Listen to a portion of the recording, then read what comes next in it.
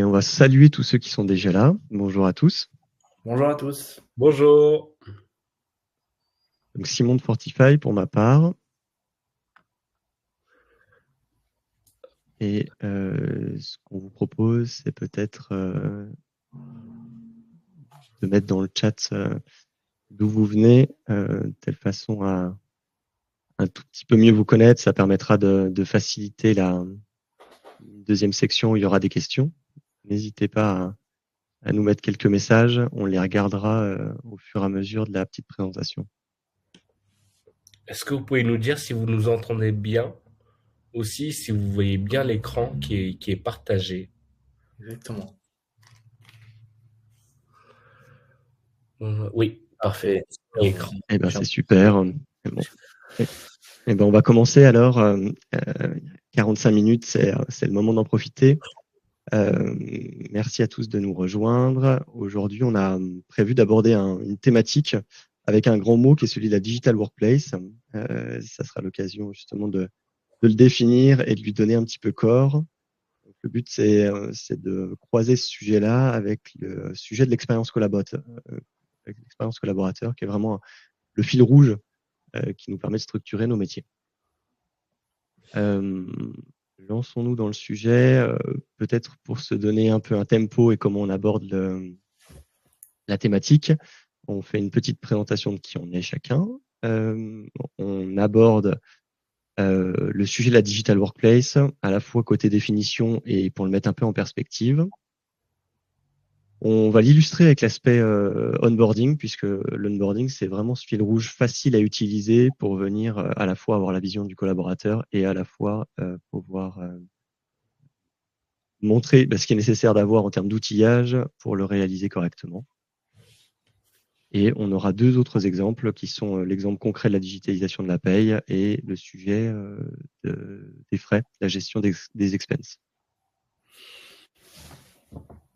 Pour se lancer, je vais me présenter. Donc Simon Guillot, je suis le directeur de transfo digital chez Fortify.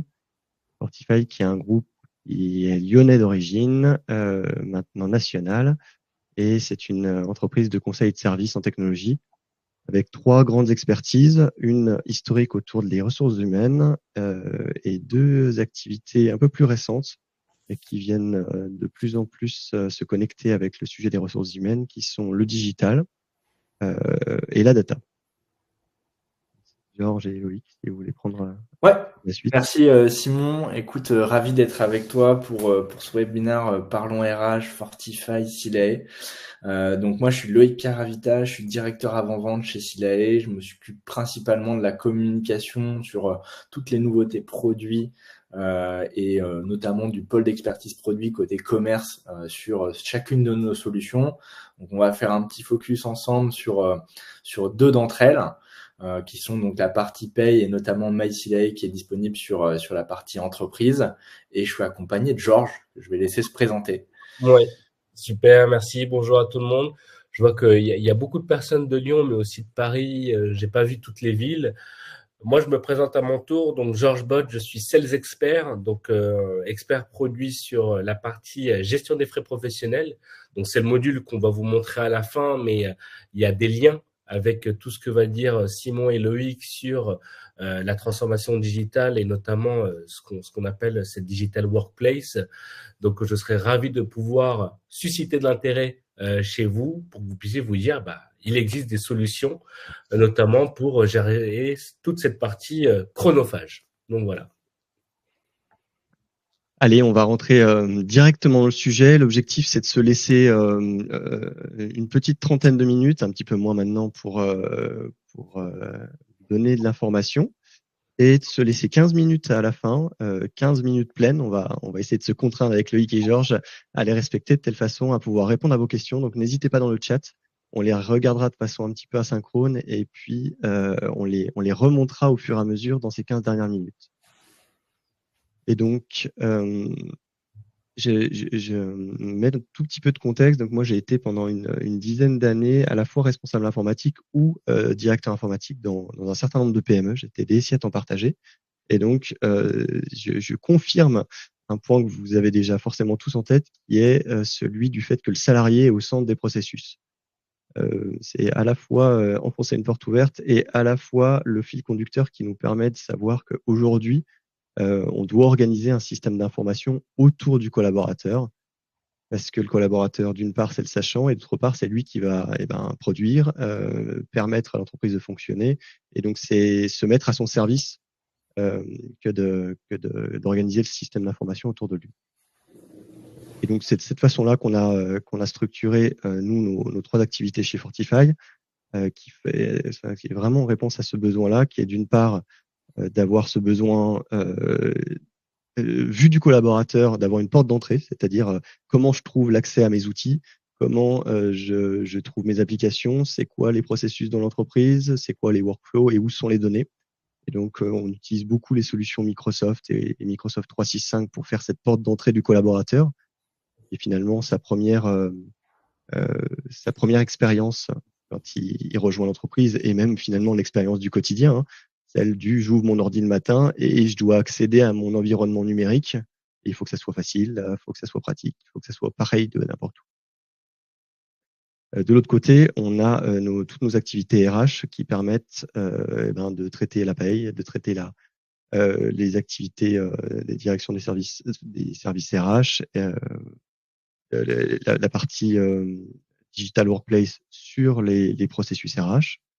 Et la vraie difficulté qu'ont nos clients, c'est celle de faire communiquer les deux. C'est-à-dire, voilà, j'ai un système d'information qui fait un certain nombre de choses, souvent beaucoup d'outils, puisque dans le monde dans lequel on vit, on s'outille beaucoup, et le best of breed faisant, on a besoin de sélectionner des outils qui sont pas toujours les mêmes, parce qu'on veut avoir des outils qui correspondent pile poil à ce dont on a besoin, à nos processus métiers.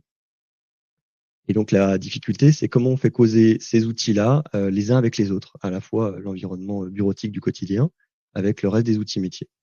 Donc pour ça, on a une activité data, et c'est elle qui fait le lien entre notre activité SI, RH, et l'activité SI. Si on se replonge, pour mettre un tout petit brin de problématique, si on se replonge sur la question de pourquoi on parle aujourd'hui de digitalisation, au-delà de l'aspect marketing.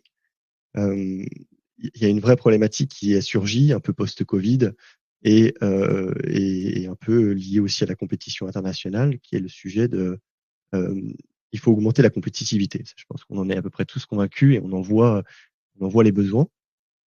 Mais il y a un dilemme qui se crée, qui est d'une part les fonctions de support ont de plus en plus de tâches à réaliser liées à ce besoin d'optimiser, hein, et il y a un vrai besoin de productivité. Donc bon, un sujet de j'ai plus de travail et j'ai besoin de temps en fait. Donc ça pour les fonctions support, hein, les DRH, les DSI, les directions. Et en parallèle de ça, il y a quand même un besoin qui est exprimé de la part des collaborateurs, qui est ils ont besoin qu'on s'occupe d'eux, donc il faut s'occuper de la fidélisation, de leur engagement, et il faut se mettre à leur service de telle façon à hop là, j'ai une slide qui vient de glisser, de telle façon à ce que ils soient en capacité de réaliser leur mission. C'est une forme de paradoxe, avec d'un côté moins de temps pour le faire, on a un besoin de temps, et de l'autre, une demande des salariés de plus en plus d'attention. Et donc, une des solutions pour le faire, qu'on identifie tous, hein, c'est la question de la transformation digitale, avec à la fois ses avantages et ses inconvénients, hein, et donc la transformation digitale qu'il faut arriver à réussir pour traiter ces 3 points qui sont on automatise les tâches répétitives, donc on gagne du temps, on simplifie et on unifie le système, donc on gagne du temps, et on accélère les processus. Donc c'est à la fois la problématique sur la gauche et à la fois une solution sur la droite, solution qui est à double tranchant, parce qu'il faut arriver à la mettre en place correctement. Une fois qu'on s'est parlé de problématiques, parlons un peu de ce que c'est que la digital workplace. La digital workplace, c'est un mot très moderne qu'on met sur un concept assez ancien, qui est celui de la bureautique. Quand il y a 30 ans, quand on a inventé le concept de bureautique, c'est exactement ce qu'on a voulu faire, c'est-à-dire permettre à l'utilisateur d'accéder au système d'information de façon facile. Est-ce qu'on a vraiment réussi? J'en suis pas persuadé, mais aujourd'hui, de plus en plus, avec ces nouveaux besoins d'accéder de partout, eh bien, les outils se sont modernisés et on se retrouve de plus en plus à pouvoir mettre en place ces produits et ces pratiques. Et donc, je prends 4 grands exemples des besoins qu'on rencontre quand on parle de digital workplace. Et quels sont les 4 besoins à pourvoir, qui fait qu'on bascule il y avait de la bureautique comme dans les années 2000 à quelque chose d'autre. Et c'est pour ça qu'on a inventé un mot. Donc, c'est quoi ces 4 points qui ont changé? Il y a un premier point qui est devenu évident, qui est on a besoin d'accéder de partout et tout le temps aux informations, aux workflows et aux données. Et ça, c'est pas neutre, parce que les gens sont pas tous au même moment dans la même pièce. À la fois, ils ont besoin d'y accéder avec une porte d'entrée, il faut qu'elle soit sécurisée. Et puis, des fois, il y a vraiment cet aspect asynchrone, c'est-à-dire des gens qui travaillent pas en même temps sur les informations. Donc ça, c'est un premier enjeu qui n'existait pas et qu'il faut traiter. Un deuxième, c'est celui de dire les gens ont besoin parfois de collaborer en temps réel sur les données, et donc il faut permettre ce côté un peu délicat qui est d'accéder en même temps au même fichier, à la même base de données, à la même fiche de paye, au même dossier collaborateur, pour pouvoir travailler en équipe. Un troisième point, c'est avec la multiplication des outils. Donc, il y a un petit exemple à droite du camembert, donc là, en l'occurrence c'est chez Microsoft, mais en fait on peut même extrapoler ça carrément au système d'information qui serait d'autant plus grand sur la droite, puisque les outils s'additionnent les uns autour des autres. Et on atteint un point de complexité aujourd'hui où c'est nécessaire de venir présenter aux collaborateurs par service les applications qui sont nécessaires à leur usage. Et un quatrième point qui est celui de faire communiquer tout ça. On en parlait juste avant, mais c'est pas neutre, puisque sinon on perd tout le bénéfice d'avoir des outils. Si on doit faire de la ressaisie systématique, on se retrouve finalement avec plus un problème qu'une solution. Donc c'est en mettant en fait ces 4 points au-dessus de mon mot de bureautique tout à l'heure qu'on se retrouve avec autre chose, un outil qui est vraiment différent de ce qu'on a pu voir dans les années 2000, qui est celui d'avoir besoin d'une vraie digital workplace, c'est-à-dire d'un espace de travail digital.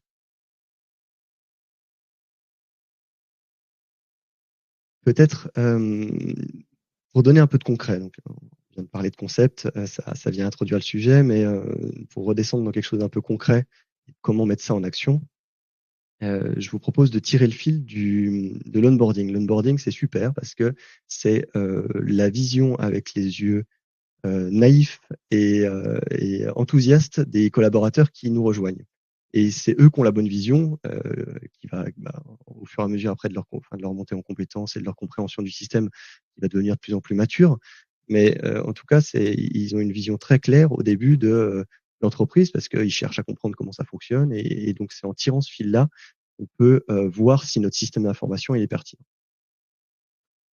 Et donc, il y a 6 étapes dans l'accueil d'un collaborateur. Et nous, c'est ce type de processus qu'on met en place. Alors, à la fois d'un point de vue organisation, conseil, métier, mais aussi d'un point de vue très technique, c'est-à-dire que il faut des outils à chaque fois sur chacune de ces étapes pour pouvoir mettre en place le processus d'un point de vue pratique. Donc, je vous les prends rapidement les uns après les autres et je vous montrerai quelques captures d'écran qui permettent de les mettre en exergue. Mais si on prend la base de la base, quand on prend un onboarding, il y a tout simplement la question de comment on met en place un workflow pour accueillir les collaborateurs.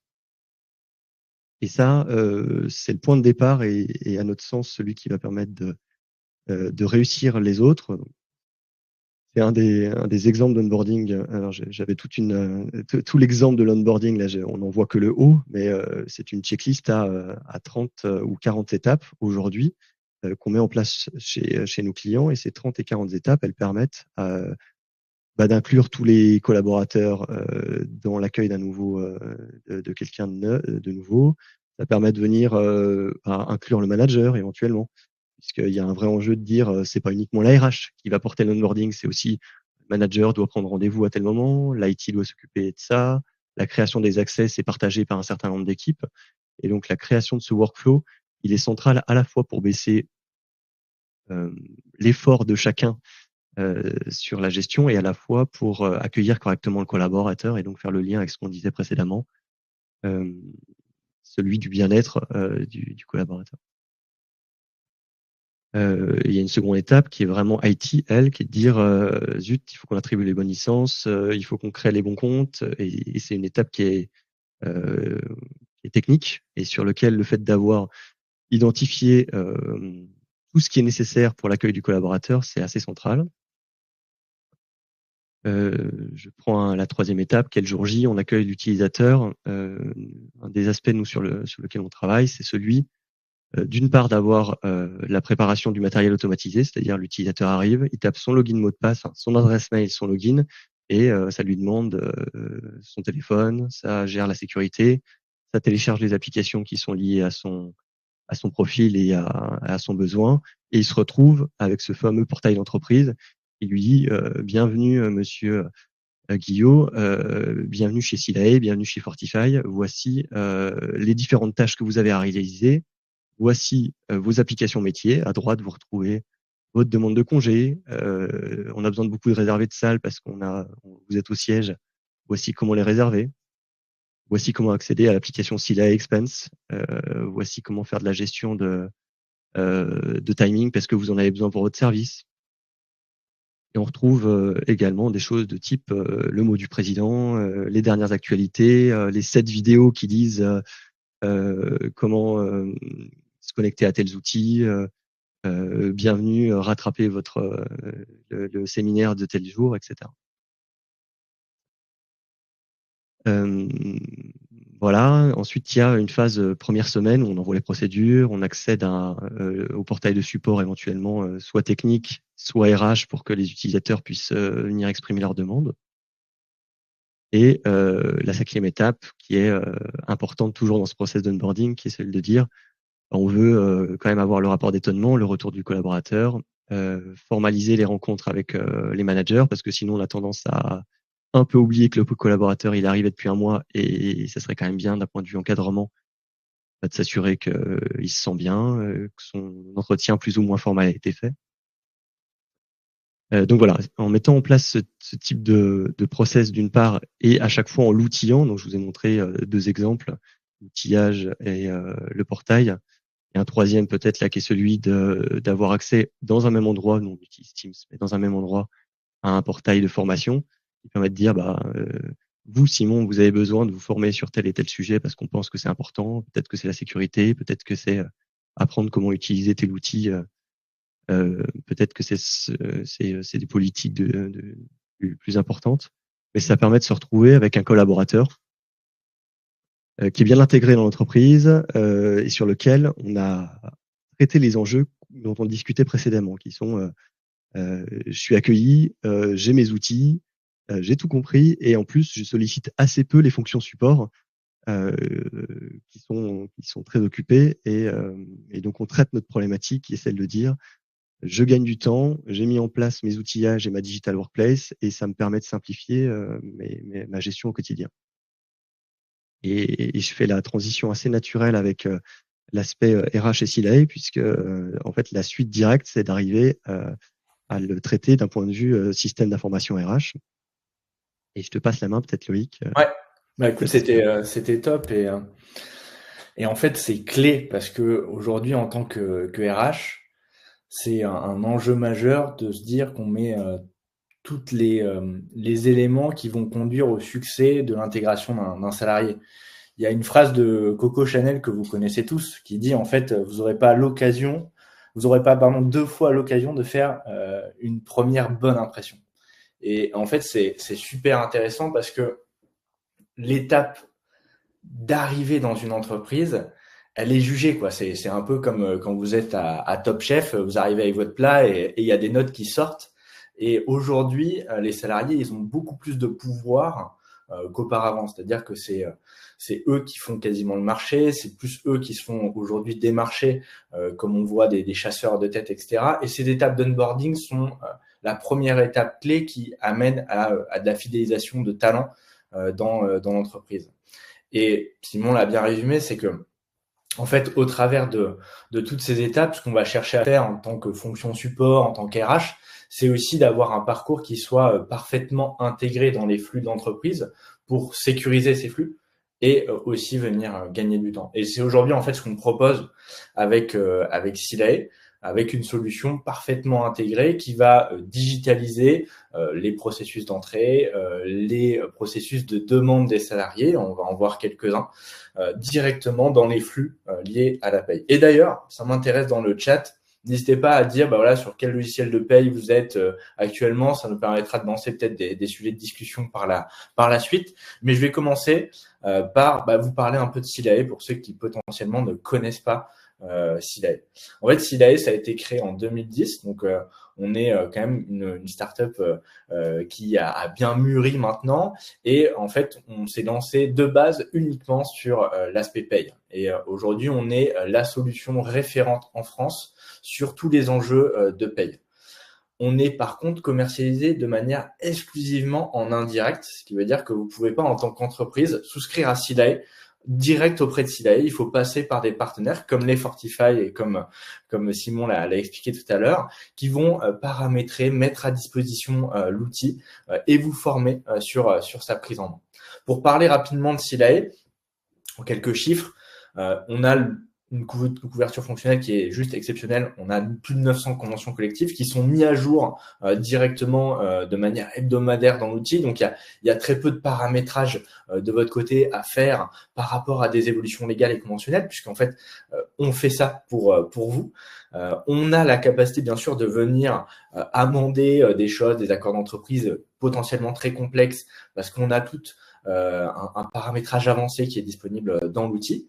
Aujourd'hui, Silae, en fait, c'est 7,5 millions de bulletins de paye qui sont produits mensuellement. Hein, c'est un quart des bulletins en France. Donc, vous avez potentiellement des bulletins qui sont faits sur Silae, hein, un quart d'entre vous. Et on couvre aujourd'hui 950 000 entreprises donc clientes au travers d'un réseau de plus de 5 000 partenaires dont fait partie Fortify. Et on a récemment déployé notre solution de paye collaborative qui s'appelle donc MySilae Entreprise. C'est une interface qui est disponible directement pour les entreprises et qui va permettre en fait de gagner du temps sur tous les enjeux de collaborativité qu'on pourrait avoir avec son gestionnaire de paye, mais aussi en tant que RH, en tant que manager, avec directement ses salariés. Simon l'a bien résumé tout à l'heure. En fait, le salarié, il va être au cœur de tout ça parce que c'est lui qui va détenir l'information. Et donc, en fait, chez Silae, nous, on a une solution qui est complètement intégrée, qui est modulable et que vous allez pouvoir proposer en fonction des enjeux dans votre entreprise, en fonction des collaborateurs que vous pouvez avoir. Donc, en fait, on a tout un socle lié à la paye. J'en ai parlé, je ne vais pas rentrer dans le détail. Et en fait, connecté nativement à ce socle-là, on va avoir plein de modules qu'on va pouvoir venir activer. On a tout d'abord une dimension sur le respect des flux, la sécurisation des flux RGPD, notamment sur la validation des bulletins de paye. Donc en fait, vous avez vos gestionnaires de paye ou vous avez des gestionnaires de paye externes qui font la paye. Ils vont pouvoir vous soumettre à validation des bulletins brouillons que vous allez valider. Et une fois que ces derniers sont validés, ça va directement être transmis aux salariés. Un petit aparté sur ça, sachez qu'il est interdit aujourd'hui de transmettre par mail des bulletins de paye. Et il faut passer par des solutions sécurisées. On le propose avec MySilae. On peut même aller plus loin avec des coffres-forts numériques certifiés sur lequel on va garantir aux salariés un hébergement durant 50 ans de tous les bulletins qui sont stockés sur son coffre-fort. On va avoir aussi un enjeu de collecte des variables de paye au fil du mois, c'est-à-dire que des managers, par exemple des directeurs commerciaux, je prends mon exemple, qui vont saisir des commissions tous les trimestres pour leurs équipes, typiquement c'est quelque chose qu'on va pouvoir venir déléguer et qui va s'intégrer dans les flux de l'entreprise. On va vraiment vouloir en fait que chaque acteur puisse être autonome et responsable en fait dans la transmission de ces informations. On a un enjeu, et Simon en a très bien parlé, c'est la gestion des salariés. Et le premier enjeu, c'est le self-onboarding, l'onboarding d'un salarié, l'arrivée d'un salarié. Mais en fait, c'est toutes les étapes qu'on va mettre en place pour digitaliser son arrivée, pour s'assurer qu'on est en conformité, c'est-à-dire que On n'a pas oublié que tel salarié arrivait tel jour, qu'on a bien fait la DPAE dans les temps, parce qu'il y a aussi une dimension légale très importante sur cet aspect-là. Et ça va être aussi d'aller plus loin, notamment pour les parcours de sortie. On va avoir par exemple la signature électronique qui va pouvoir être intégrée directement pour la sortie et bientôt pour l'arrivée, la signature d'un contrat, notamment de travail pour les salariés. On a notre module congé et absence, et là on a prévu une petite démo. Et c'est vrai qu'il y a un point que j'aimais bien qu'a soulevé Simon, c'est que aujourd'hui on pense tous digitalisation, et quand on imagine la digitalisation, on voit un ordinateur. Mais en fait, la réalité terrain, c'est pas ça. La réalité terrain, c'est que tout le monde ne travaille pas avec un ordinateur, et pourtant il faut être capable en tant que DRH, en tant que DSI, d'amener cette digitalisation juste dans les mains du dernier utilisateur. Et comment ça se passe? En fait, ça se passe dans leur poche, directement avec leur smartphone, et c'est ce qu'on va vous montrer avec Georges notamment. Donc on a un module gestion des congés absences, on va le présenter, on va avoir des fonctionnalités liées au télétravail, liées à la transmission d'arrêt maladie, d'arrêt de travail qui va se faire directement. Et l'intérêt, c'est que tout ça en fait est parfaitement intégré à la paye. Donc en fait, dès qu'on va créer un salarié, dès qu'on va créer une variable, dès qu'on va faire une demande d'absence, tout ça va être automatiquement visible en paye. L'intérêt également, c'est que la paye peut à un moment donné prendre le relais et dire j'ai pas eu les informations à temps, pour autant j'ai une discussion avec un tel et je suis capable de saisir l'information, et cette information sera directement visible pour le manager, le salarié, le DRH depuis son application MySilae par exemple. Et pour finir, il y a un enjeu dont on parle assez peu, mais c'est l'enjeu d'entretien. Aujourd'hui, on a tout un tas d'entretiens réglementaires, pénalement parlant, les entretiens professionnels, par exemple, s'ils ne sont pas réalisés, c'est 3 000 € d'amende, de pénalité par entretien non réalisé par salarié. Et c'est quelque chose qui peut également bien suivre l'aspect onboarding dont parlait Simon tout à l'heure, c'est-à-dire proposer un entretien 15 jours après l'arrivée du salarié. Comment ça se passe? Est-ce que tu as tous les éléments pour bien réussir tes missions du quotidien? Et à la fin de la période d'essai, toujours un entretien. Ça, c'est toujours dans l'esprit de la bonne première impression. Le fait d'être encadré, d'être tutoré, d'être accompagné dans son quotidien, c'est bien sûr une dimension humaine avant tout, mais aujourd'hui la digitalisation va permettre de vraiment venir sécuriser l'ensemble de ces flux. Voilà un peu l'univers MySilae, et vous allez voir qu'on va encore un peu plus loin parce qu'on a des solutions de BI et une solution de note de frais dont va parler Georges. Mais du coup, on voulait avec Georges vous montrer un peu à quoi ça ressemble quand on veut digitaliser, notamment l'aspect lié au congé absence ou encore aux distributions des bulletins de paye. Et donc du coup, je vous partage mon écran. Simon, Georges, vous me confirmez que vous voyez bien ma fenêtre mobile. Donc c'est du live, évidemment, on a l'effet démo qui peut arriver. On a vérifié, normalement tout va bien, mais on sait jamais. En fait, je suis sûr, donc ça fait bon, Loïc. On a une application mobile disponible sur iOS et Android. Là, je fais la démo sur un iPhone, mais ça fonctionne très bien sur Android. Vous avez tout d'abord, on l'a dit tout à l'heure, c'est amener de la digitalisation, amener de l'information qui ont du sens aux salariés. Et vous avez vu sur MySilae, on a un widget, les widgets que vous voyez en haut à gauche, qui va permettre en fait d'avoir une vision directe sur son compteur de CP au niveau du salarié. Et depuis ce widget, il peut cliquer sur le plus pour faire directement une demande d'absence. Voilà. Donc ça, c'est un widget qu'on a lancé assez récemment et qui a plutôt des bons retours parce que ça permet en fait d'avoir une vision des informations directement depuis son mobile. Donc nous, on va commencer avec l'application MySilae et je laisserai Georges vous parler de Silae Expense avec notamment l'application Genji. Donc ici, on est sur le profil de Marc. Marc directement. Alors c'est une application native, c'est vrai que je le précise pas à chaque fois, mais je peux passer par exemple, vous savez, en mode nuit, ça va automatiquement s'adapter. Si vous êtes sur des entreprises par exemple avec des anglais, on va avoir automatiquement une traduction de l'application qui va se faire en fonction de la langue du smartphone, notamment en anglais. Donc c'est des choses qui peuvent qui sont disponibles. On a les compteurs qu'on va pouvoir simuler par rapport à des périodes.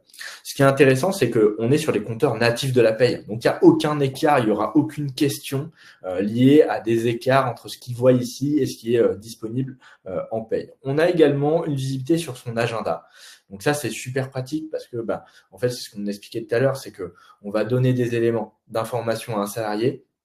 pour qu'il facilite ses décisions au quotidien, donc sa prise de congé par exemple, c'est son départ en vacances avec son compagne. Il va avoir une vision en fonction des droits que vous lui accordez sur l'ensemble des absences de la société, de son équipe. Donc là, toutes les absences qui sont vides, comme vous voyez en haut, les deux parasols, c'est des absences qui sont pas encore validées. Tout ce qui est plein, c'est des absences qui est validé. Donc directement depuis cet espace, je peux sélectionner une journée, faire une demande de congé. Là, la liste des congés va dépendre en fait de ce que vous avez rendu saisissable. Je vais pouvoir dire que c'est une demi-journée, une absence en heure. Je peux saisir un commentaire pour mon manager.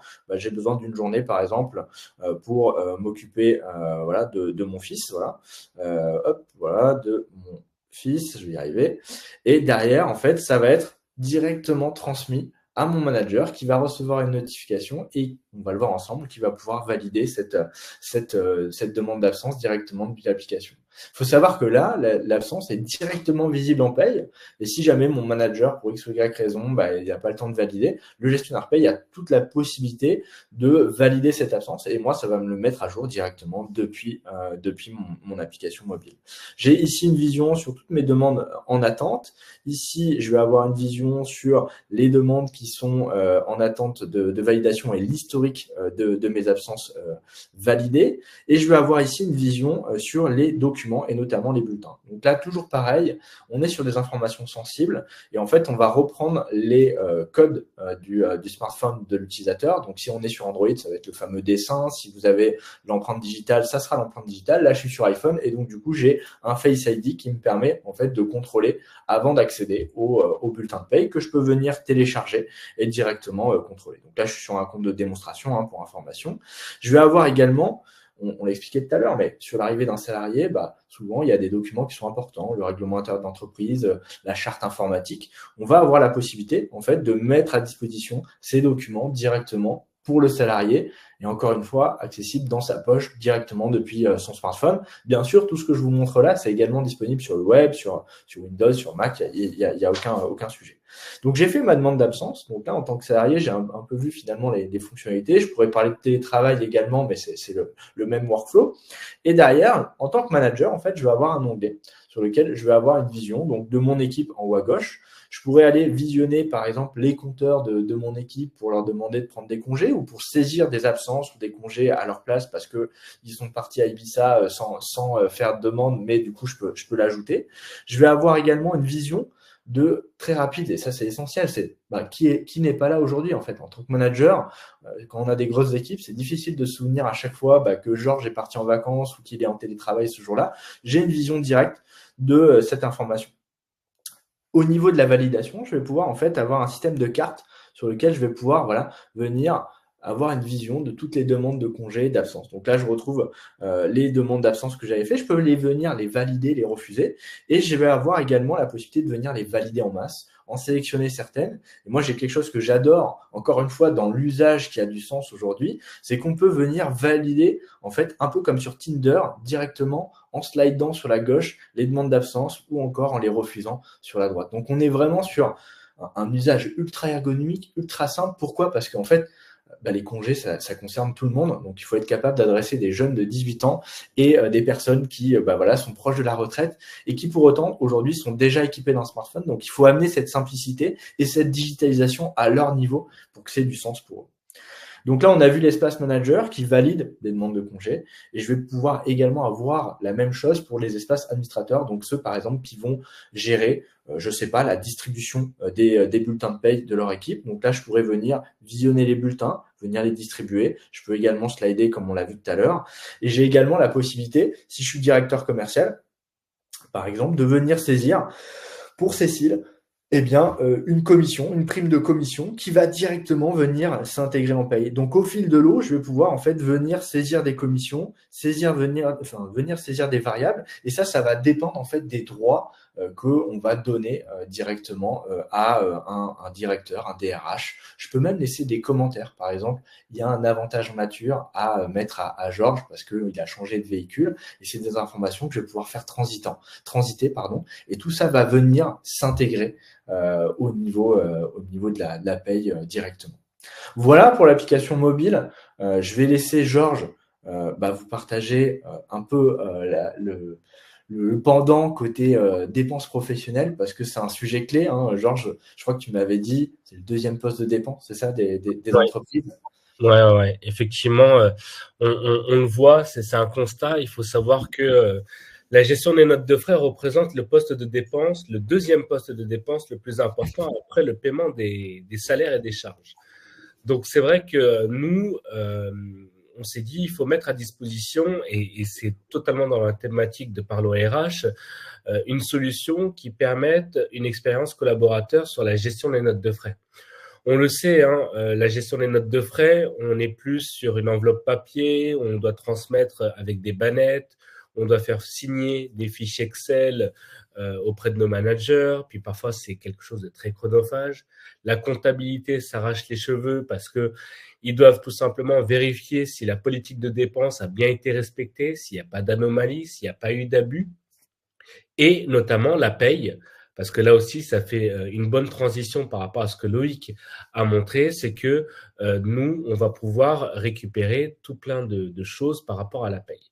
Donc, pour faire en fait tout simplement un lien avec ce qui a été dit avec Simon et avec Loïc, Simon parlait tout simplement d'optimiser l'ensemble des processus. Donc, nous, on va pouvoir optimiser cette tâche chronophage et assez lourde pour les sociétés, qui est tout simplement de gérer la gestion des frais professionnels. Mais pas uniquement, puisque avec Loïc et au niveau de la paye, vous l'avez vu, il y a des enjeux à la fois réglementaires, il va y avoir aussi des enjeux fiscaux sur CLA Expense. Vous le savez, le Code général des impôts, l'article 39 du Code général des impôts, oblige les sociétés à faire remonter les frais professionnels dans la déclaration sociale et nominative. Et ça, c'est important. Nous, on va pouvoir le faire puisque grâce à la solution CLA Expense, on va pouvoir envoyer notamment les variables directement depuis la paye pour faire cette remontée dans la DSN, mais on va pouvoir aussi rembourser les frais des collaborateurs directement depuis la paye. Donc, ça va se retranscrire dans votre bulletin de paye. Il y aura tout simplement une ligne avec le montant consolidé et ça permettra tout simplement d'avoir une sécurisation du paiement, mais aussi une sécurisation des données lorsqu'on va récupérer les données des collaborateurs dans la paye. Donc, moi, je vais vous faire une démonstration très rapide de l'outil pour vous montrer à quoi ressemble la solution CLA Expense. Vous allez voir, c'est aussi simple que la solution MyCLA qu'a présenté Loïc. Donc là, je suis sur un iPhone. Mon compteur est quelque peu différent de celui de Loïc. Je suis à moins 18, mais on va le masquer. Je vais mettre la météo. Donc, vous voyez l'application Genji juste là, à côté de MyCLA. C'est tout simplement une solution ergonomique présentée avec deux blocs, un bloc à traiter et un bloc mes dépenses. Et on va pouvoir tout simplement ajouter des dépenses, scanner un reçu, c'est-à-dire que le collaborateur, lui, partout où il ira, et ça revient à ce que disait Loïc, c'est que tout se passe dans la poche du collaborateur et il sort son smartphone. Il va pouvoir scanner un reçu, dire que c'était un repas seul. Le travail se fait automatiquement grâce à une océrisation. Donc, l'OCR, c'est l'élément qui va pouvoir récupérer les informations les plus importantes du reçu. Et vous voyez, on va avoir une synthèse tout simplement du reçu, de se dire, voilà, j'ai déjeuné à tel endroit, à telle date, j'ai payé avec tel moyen de paiement. Et on me notifie quand même qu'il y a une dépense qui est supérieure à la politique de dépense qui a été mise en place par la société. Donc, ça permet d'alerter tout simplement le valideur et à le sensibiliser, à se dire, tiens, le collaborateur qui a saisi une note de frais, il est peut-être un peu au-dessus de la politique de dépense. Ça, c'est pour la partie collaborateur. Sur la partie manager, vous voyez en dessous du bouton ajouter, j'ai un bouton personnel et un bouton équipe. C'est-à-dire que cette équipe, je peux tout simplement visualiser les dépenses de mes équipes. Parce que comme l'a dit Loïc, c'est vrai que ça se passe sur le terrain. On a parfois des personnes dans le BTP ou des personnes qui sont souvent en déplacement qui doivent aussi gérer leurs notes de frais, mais aussi gérer les notes de frais des collaborateurs et pouvoir les valider. Et on ne peut pas parfois attendre le retour au bureau pour pouvoir valider l'ensemble de ces frais. Donc là, j'ai une vue d'ensemble des collaborateurs qui sont sous ma responsabilité, mais aussi des notes de frais que mes collaborateurs ont pu saisir. Donc Payo, là, on voit qu'il a une indemnité kilométrique. Il a différentes dépenses, dont une qui dépasse tout simplement la politique de celle de l'entreprise. Plusieurs cas de figure sur la validation. Validation en masse, comme Loïc l'a dit, soit je valide le tout, ou validation à la ligne, c'est-à-dire que je peux aller sur la dépense, valider ou refuser, ou tout simplement glisser à droite ou glisser à gauche pour valider ou refuser. On a instauré aussi de l'intelligence artificielle, ce qui va permettre d'apporter une expérience collaboratrice sur la gestion de frais encore beaucoup plus accrue.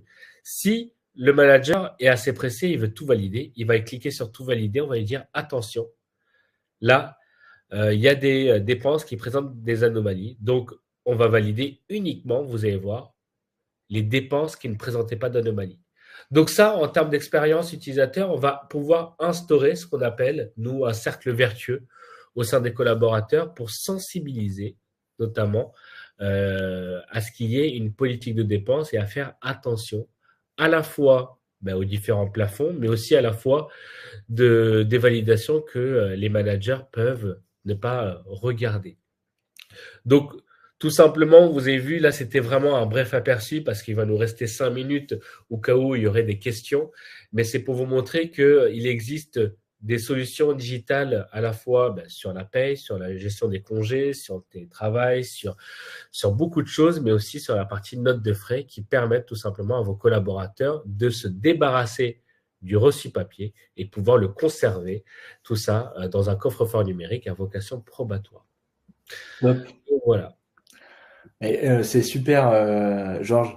Il y a une question d'Anne qui est super intéressante. Votre logiciel permet-il la création de rapports, tableau croisé dynamique pour animer les KPI RH? Alors, on fait mieux en fait, parce que les tableaux croisés dynamiques, c'est un peu compliqué, un peu old school. En fait, on a dû faire un choix chez Silae parce que si on vous présentait tout, je pense qu'il y en avait pour toute la matinée.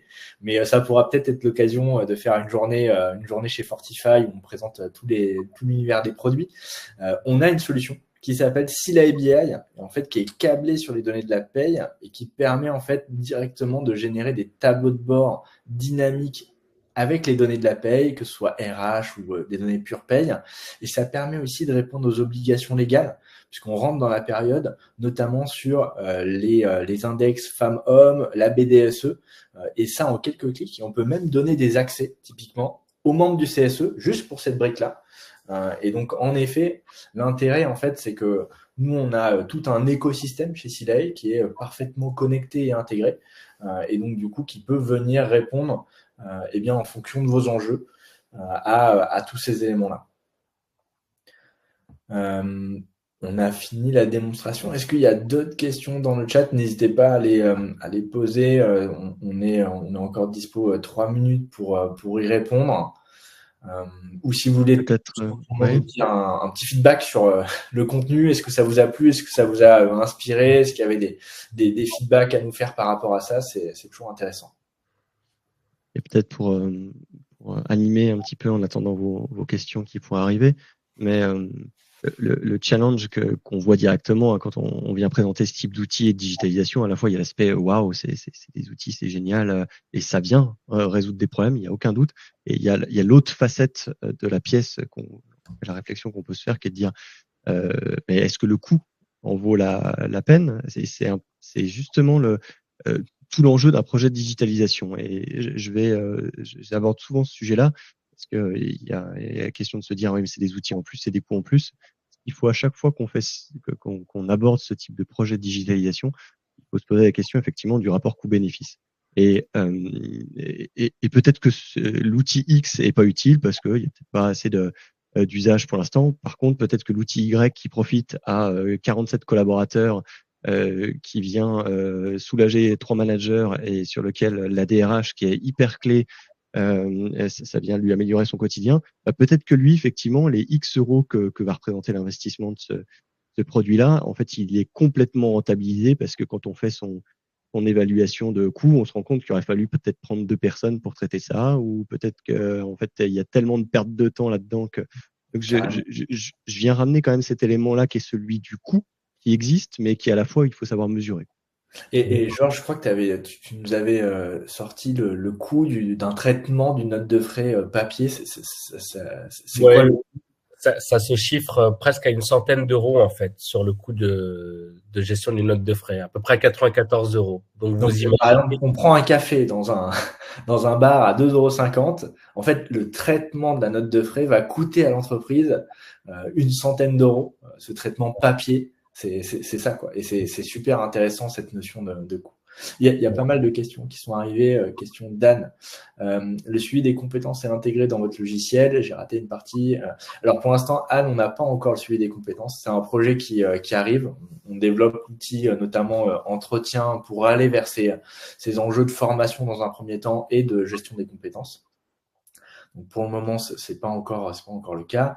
Vanessa, ces outils sont à mettre en place à partir d'un certain nombre de salariés, entre parenthèses coûts, et quel est le minimum. En fait, aujourd'hui, Vanessa, on a nous des entreprises de très petite taille qui commencent à utiliser certains de nos modules, comme des entreprises de très grosse taille qui sont déjà avancées d'un point de vue maturité sur les enjeux de digitalisation.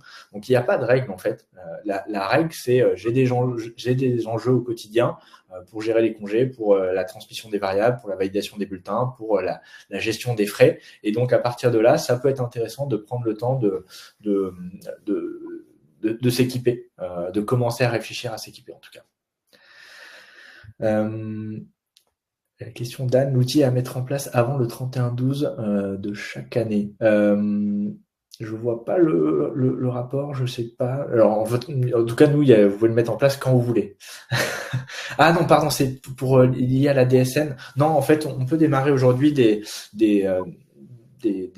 sociétés en cours d'année. Simon, ça se fait très bien sur SilaPay parce qu'on a des capacités de reprise historiques qui sont très fiables. Donc, si vous êtes en difficulté aujourd'hui, vous pouvez migrer dès maintenant sur l'outil. Il n'y a plus cette question de se dire ok, on doit décider avant la fin de l'année pour qu'au 1er janvier on switch de logiciel de paye. Ça, c'était une vérité avec les anciens logiciels de paye. Avec SilaPay, on n'a plus du tout cette contrainte-là. Il y a encore des questions de Ange. Ouais, on va prendre encore une question ou deux et puis on peut-être être généré mise à disposition des représentants du personnel. Donc oui, c'est exactement ce que propose SilaBI chez nous. Et quel serait le coût pour un établissement de 200 salariés? Eh bien, il faut vous demander à Fortify via l'adresse mail contact. Tu l'as mis dans le chat, mais je pense que tu peux la remettre pour Ange pour avoir les infos. Et donc une question également, est-ce que les règlements sont compatibles pour les sociétés à Mayotte? Les règlements, je suppose bancaires. Nous, on gère la paye sur les DomTom avec le fameux Lodeum, donc il y a aucune contrainte là-dessus. Donc pour moi, si c'était la question, il n'y a aucune contrainte. Question de Anne, l'intégration du temps de travail est liée conjointement avec la paye sur le même logiciel. Alors pour l'instant, le temps de travail aujourd'hui, on n'a pas de module spécifique lié à la gestion du temps de travail. Par contre, on peut venir connecter des solutions de GTA. On a une première brique qui est SilaPay RH Suite de notre côté qui permet de répondre à des enjeux notamment liés à la gestion des temps, notamment sur les secteurs plutôt HR, retail. Donc ça peut être à creuser aussi par rapport à vos enjeux. En vrai, la question, c'est bien comprendre les enjeux. Et c'est le job de Simon avec Fortify, c'est d'être capable de faire le point, de bien comprendre les attentes, les priorités de votre projet, et en fonction d'associer peut-être plusieurs outils qui peuvent avoir du sens ensemble. Et je reprends la parole puisqu'on a un tout petit peu dépassé et il est temps de rendre la salle. Merci à tous d'être venus. Merci Georges et Loïc. Merci à toi, merci pour l'invitation, merci pour les questions, et puis n'hésitez pas à contacter Fortify pour la présentation, pour plus d'informations. À très bientôt, merci. Bonne journée à tous. Au revoir.